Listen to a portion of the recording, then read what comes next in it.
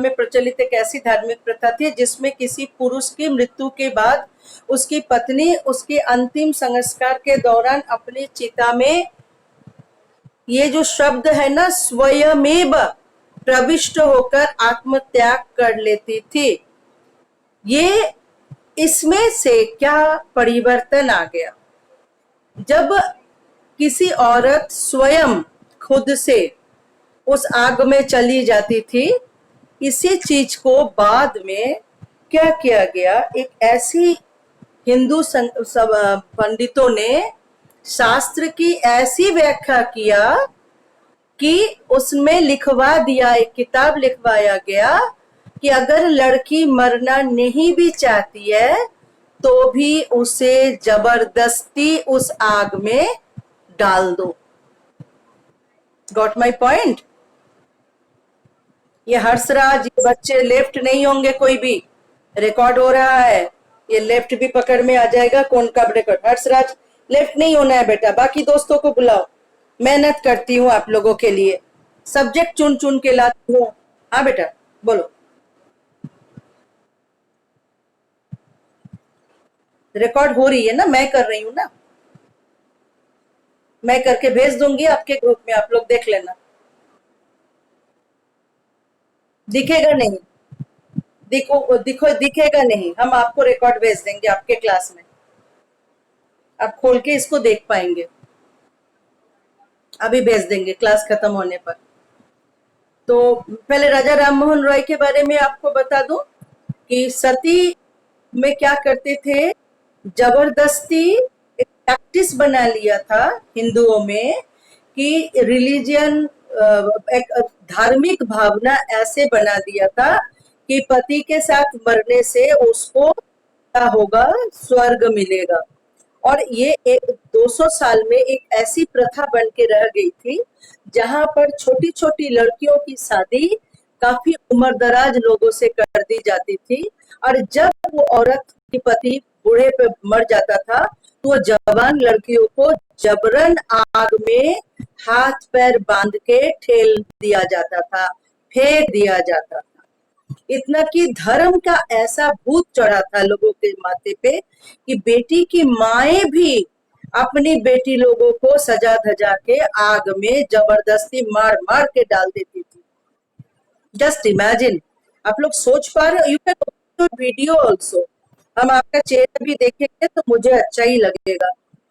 Open your video, सबका चेहरा दिखाओ, मैं रिकॉर्ड कर लूं सबका चेहरा। कितने लोग मेरे क्लास में हैं? अमन, बाशु कुंद्रा, अनुज शाह, यस। वीडियो ऑन करें, माइक नहीं, वीडियो ऑन करें, यस। बाकी लोग भी, वीडियो ऑन करें। आपका देखो, तुरंत बात सुनना, विश्वास ने तुरंत बात सुना, इट्स ग्रेट। बाकी लोग वीडियो ऑन करो, वीडियो ऑन करो। Yes Aman, yes Anuj, yes Ashish, Harshraj, open your video. आज हम बहुत एक डिस्कस कर रहे हैं। एक बार जरा दिल से सोचो कि छोटी छोटी लड़कियां, वो 15 साल की, 17 साल की, उस समय शादियां हो जाती थी 6 साल में, 8 साल में, 9 साल में। और ये शादियों के बाद उम्र, लड़कों का उम्र नहीं देखी जाती थी, जेंट्स का एज नहीं देखी जाती थी, जेंट्स का एज का कोई मतलब नहीं था। वो 70 की भी हो सकते थे, 80 के भी हो सकते थे। और लड़कियों को क्या कर दिया जाता था, आग में डाल दिया जाता था। आशीष, हर्षराज, हुमेरा, रिया चौहान, रौनक, श्रुति सिंह, उज्जवल, ये सब आ जाए, मैं सबको एक बार देखना चाहूंगी। और आपका रिकॉर्ड है, आपको अभी क्लास में भेज भी दूंगी, आप देखेंगे कैसे रिकॉर्ड हो रहा है। मैं फिर से नाम ले रही हूँ, आशीष, हर्षराज, हुमेरा, रिया चौहान, रौनक। कहाँ है ये बच्चे? 3 ही बच्चे मुझे दिख रहे हैं, अमन, विश्वास एंड अनुज। इनके अलावा बाकी बच्चे मुझे यस बोले, वीडियो ओपन करें।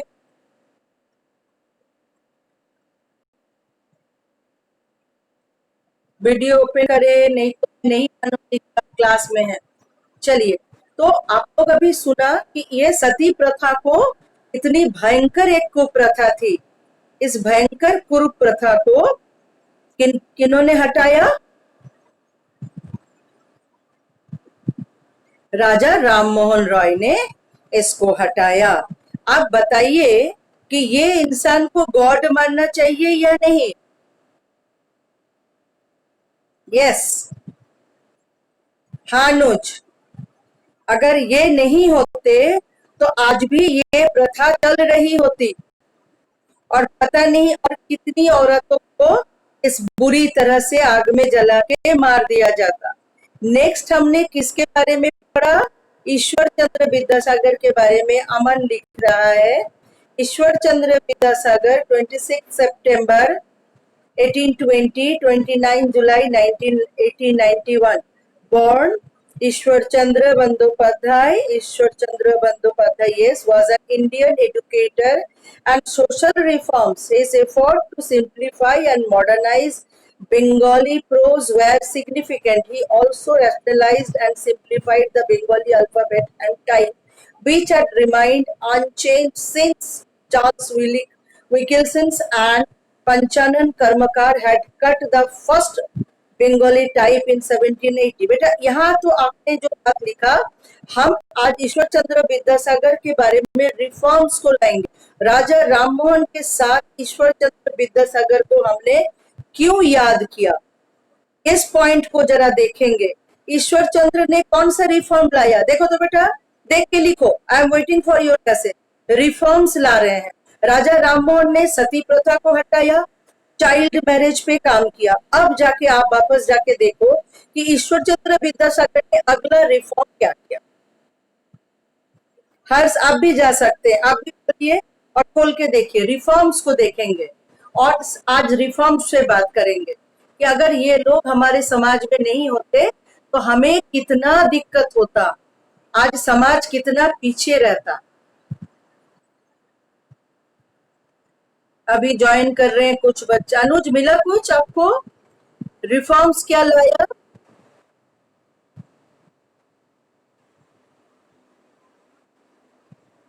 श्रुति ने लिखा यस। जो राजा राममोहन रॉय का जो पॉइंट पे हम लोग बात कर रहे हैं वो क्या है? सती प्रथा को उन्होंने अबलिश किया, चाइल्ड मैरिज को रोकने के लिए संविधान लाया। और ईश्वर चंद्र विद्यासागर क्या किए? विडो रीमैरिज, ये एक दूसरे से जुड़े हुए हैं। राजा राममोहन रॉय ने कहा कि विडो को मार नहीं सकते हैं जान से, विडो हो जाना कोई पाप नहीं है, विधवा हो जाना। और वही शास्त्र से, वही किताब से सच्चाई निकल के जब बाहर आया, वो क्या था कि हमारा शास्त्र एक्चुअली कहता है कि अगर लड़कियां विडो हो जाती है तो उसका रीमैरिज करो। यस अमन, बोलिए अमन। हाँ, और उसके बाद उन्होंने उस जड़ को पकड़ा कि जब तक नारी शिक्षा नहीं होगी तब तक औरत नहीं समझेंगी उनकी कीमत क्या है। तो आज हम इनका नाम क्यों लाए कि आज जो शिक्षा की व्यवस्था में लड़कियां आज इतने बड़े बड़े पोस्ट में जा रही है, इतना काम कर रही है, ये संभव था बिना राजा राममोहन राय का, बिना ईश्वर चंद्र विद्यासागर का? इसीलिए आज हम सारे बच्चों को ये दो नाम याद दिलवाने आए हैं कि ये दो नाम को बच्चे से जाने। ये उज्जवल लिख रहा है, Raja Rammohan Roy was the father of modern India Renaissance and a tireless social reformer who inaugurated the age of enlightenment and liberal reformist modernization India। Yes Ujjwal, modern India, ये जो आधुनिक इंडिया, ये आधुनिक इंडिया नहीं बनता आज लड़कियां पायलट बन रही है, आर्मी में ज्वाइन कर रही है। ये पॉसिबल नहीं था अगर रेनेसा लाके, रेनेसा मतलब रेनेसा शब्द की जानकारी ले, इसको लिख के रखे। उज्जवल ने लिखा है, देखो एक शब्द है रेनेसा, देखे। जिसने जो भी लिखा आपको पूरा रिकॉर्ड मिलेगा, आप पढ़े। देखिए यहाँ पर एक शब्द है RENAISSANCE।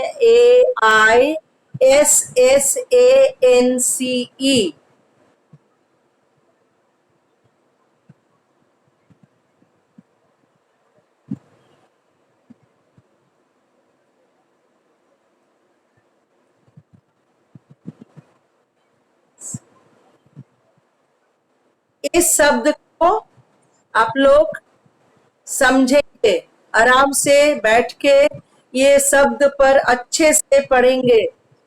हाँ बोलो।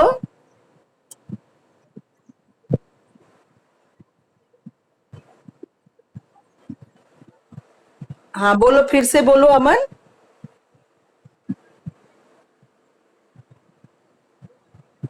हाँ अमन बोलो।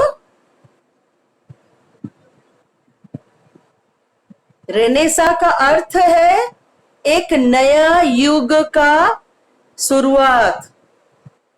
नया युग का शुरुआत मतलब कल तक जो गलतियां हुई थी, कल तक इंसान को इंसान ने तकलीफ दी थी, आज भी आप बहुत कुछ सुन रहे हो। क्या क्या चल रहा है बॉम्बे में, देश समाज में। देखो कैसे समय समय से ताकतवर लोगों ने राजनीति को कैसे मोड़ा है, और उसकी वजह से किस तरह से लोगों को तकलीफ हुई है और हो रही है आज के तारीख में भी।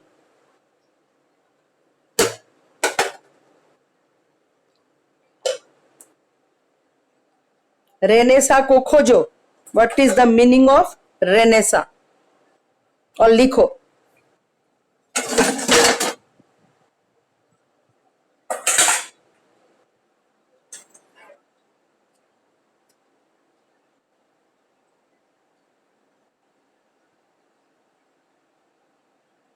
आज राजा राममोहन रॉय के बारे में अच्छे से आपको जानकारी मिल रही है।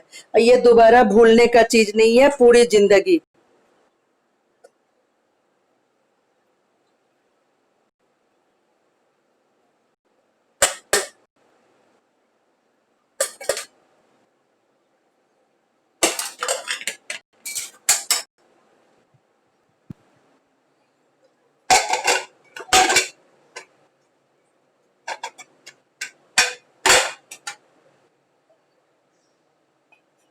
A revival of or renewed interest in something.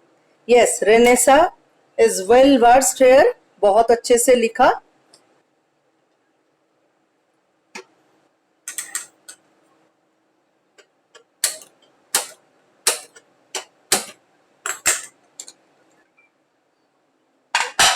Basu क्या अब लिख सकते हैं कि राजा राममोहन रॉय को क्यों रेनेसा के प्रवर्तक बोला जा रहा है? कहां कहां से उन्होंने क्या क्या परिवर्तन किया और क्या परिवर्तन आया जिससे उनको युग पुरुष या रेनेसा के एक,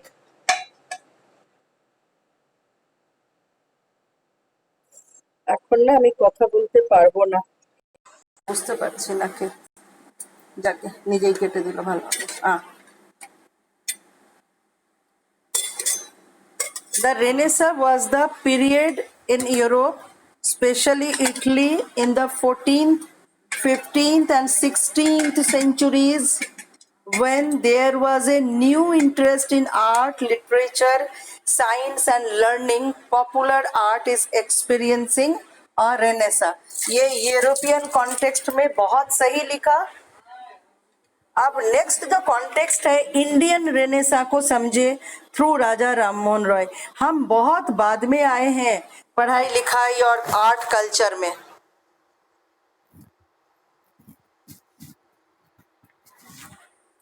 ये तो यूरोप इतना पहले चला गया आगे।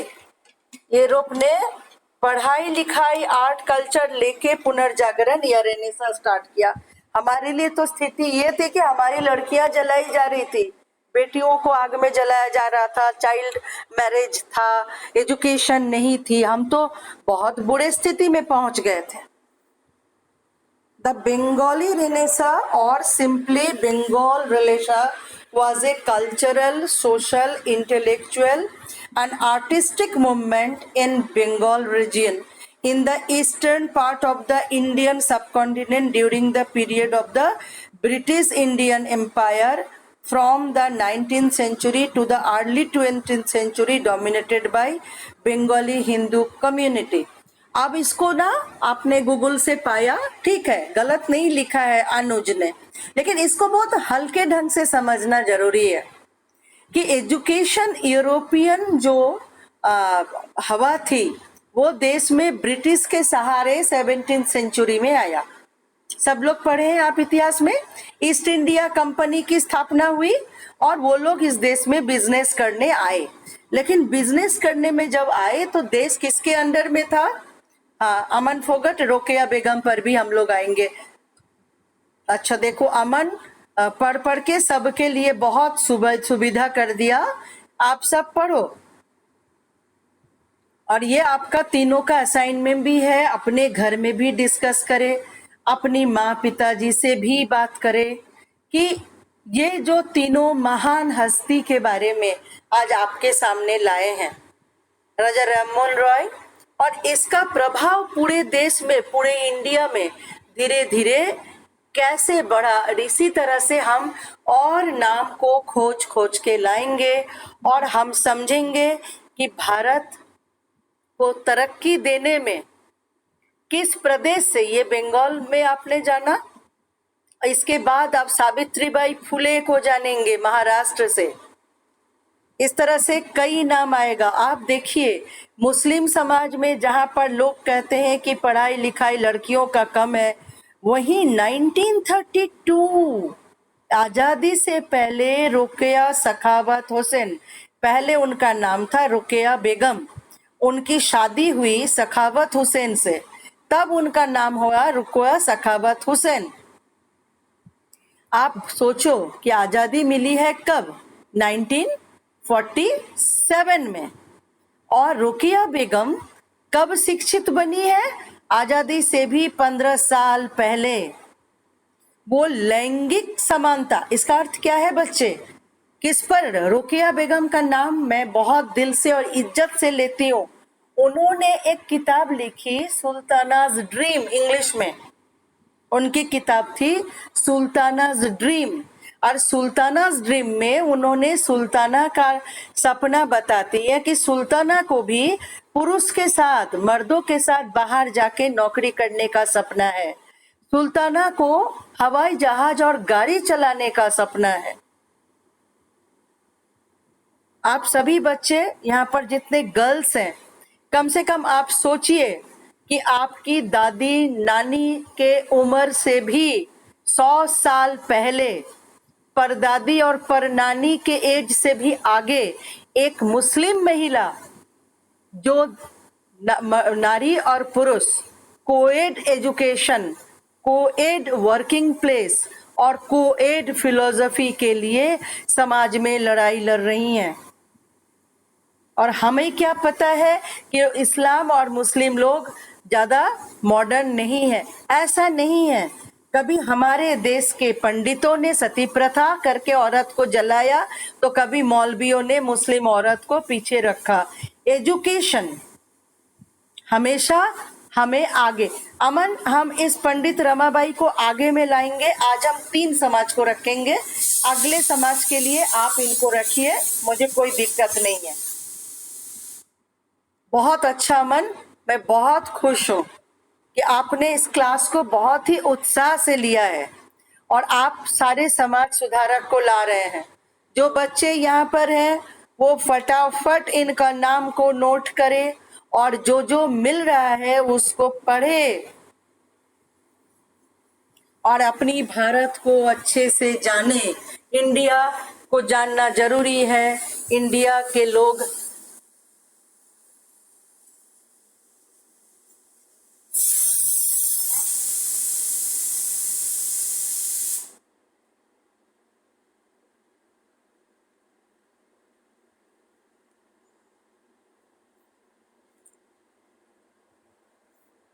आपको बता दो, बेगम रुकिया बेगम सखावत हुसैन का पहला स्कूल खुला था। बच्चे, आपको सुन के आप हैरान होंगे, अर्ली एज में वो विधवा हो गई रुकिया बेगम, और अर्ली एज में विधवा होने के बाद उनके पास बेटियां थी।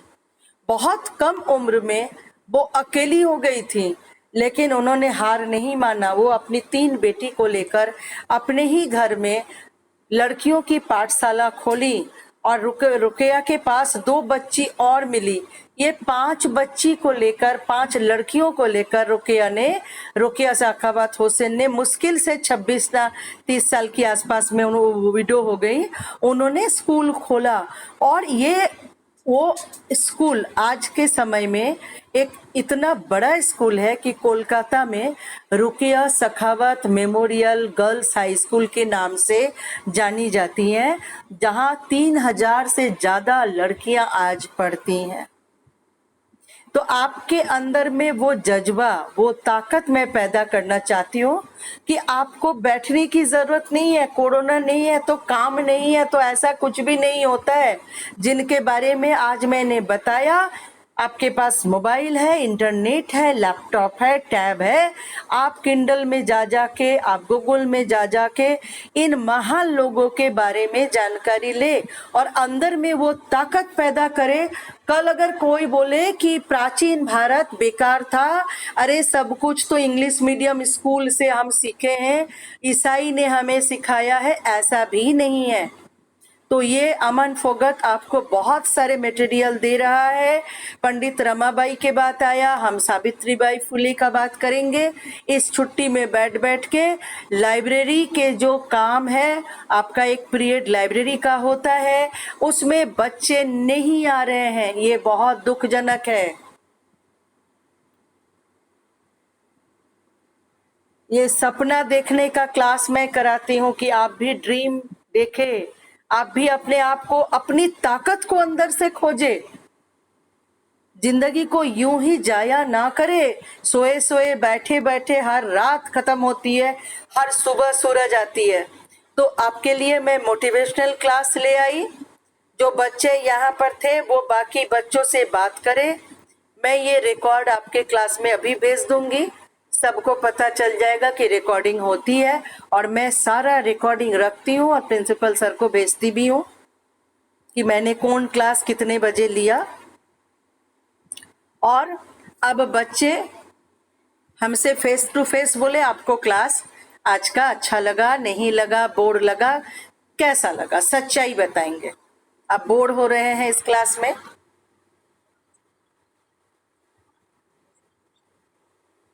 चलिए लिख के बताइए। किसी किसी का माइक बहुत अच्छे से सुनाई नहीं पड़ रहा है, आप लिख के बताइए। आज आपका ये लाइब्रेरी का पीरियड आपको कुछ दे पाया, आपको कुछ मिला, आपके मन में इंडियन होने का गर्व अनुभव हुआ कि भाई हमारे इतने इतिहास में इतने महान महान लोग हैं।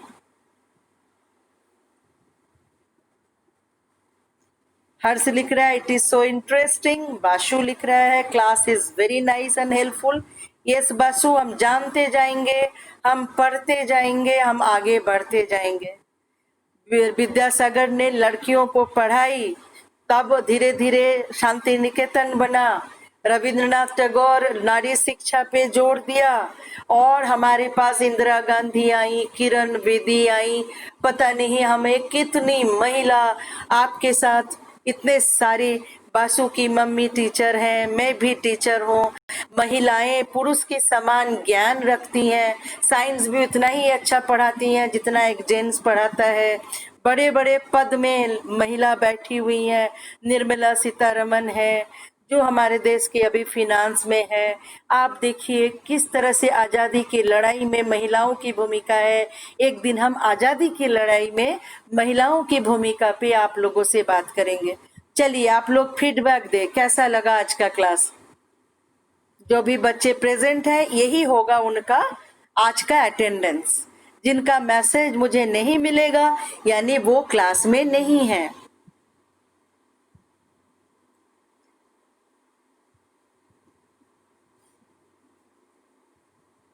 मैसेज नहीं मिलने से मैं नहीं मानूंगी कि वो क्लास में है। जिन्होंने सुना है वो जाना है कि आज क्लास में कितना कुछ मिल गया आपको। So interesting. Yes, we got extra. आपको कुछ ज्यादा मिल रहा है हर्षराज, वेरी नाइस। अनुज लिख रहा है very nice and important class. Yes, गर्व का अनुभव करें। We Indian are very proud of those personality जिनको हम, कम से कम मैं अपने अंदर में गॉड मानती हूँ। जिसमें रुकिया बेगम है, जिसमें ईश्वर चंद्र विद्यासागर है, जिसमें सावित्रीबाई फुले हैं, रमाबाई हैं, Raja Rammohan Roy top most god हैं। और ब्रिटिशर्स में doctor Digby, Lord Bentinck, Henry Vivian Louis Derozio, David Hare, इनके भी बारे में हम आगे बताएंगे। Bashu Kundra is writing best class is in our journey. Aman Fogat is writing, ma'am, we know about Raja Rammohn Roy, Ishwar Chandra Vidyasagar, Rokeya Begum, and we continue in next class. And some child did not join class and they lose the knowledge. Yes, beta, that is the, आप भागोगे आपको कोई नहीं रोकेगा। ये दुनिया सभी का है। कोई भीख मांगना चाहता है तो कौन रोक लेगा? कोई भाग जाना चाहता है तो कौन रोक लेगा? लेकिन जो जीतना चाहता है, जो सर उठा के अपने बलबूते पे जीतना चाहता है, उसे भी कोई नहीं रोक सकता है।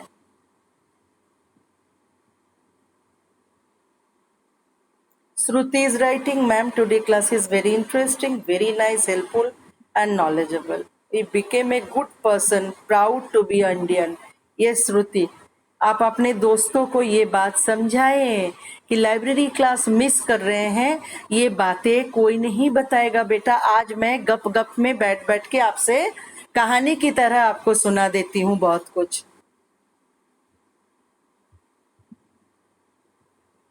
Happy all of you.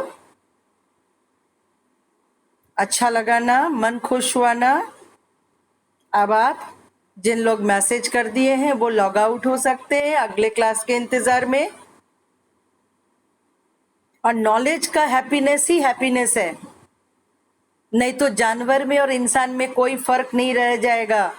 जानवर नॉलेज के लिए कर्व नहीं करता है। जानवर का कोई कर्विंग नहीं है। खाना पीना मिल गया, आराम कर लिया, सो लिया, बस हो गया। बट इंसान का कर्विंग होना जरूरी है। Do respect of all girls we learn together. Yes, Basu, that is the greatest education of modern India. Thank you all of you. चलिए लॉग आउट कर ले। Humera ma'am, today class is very important and special to me. Yes Humera, thank you very much. और पढ़े और आगे बढ़े और जिन लोगों के बारे में आज बताया इन लोग के बारे में और जाने। कितना ज्यादा इन लोगों ने स्ट्रगल किया है, सफर किया है, लेकिन सर झुका के नहीं जिया, सर उठा के जिया। जियो तो सर उठा के जियो बच्चा। मेरे स्टूडेंट सर नहीं झुकाएंगे कभी भी और अपने बलबूते पे जिएंगे। बाय। चलिए लॉग आउट कर ले।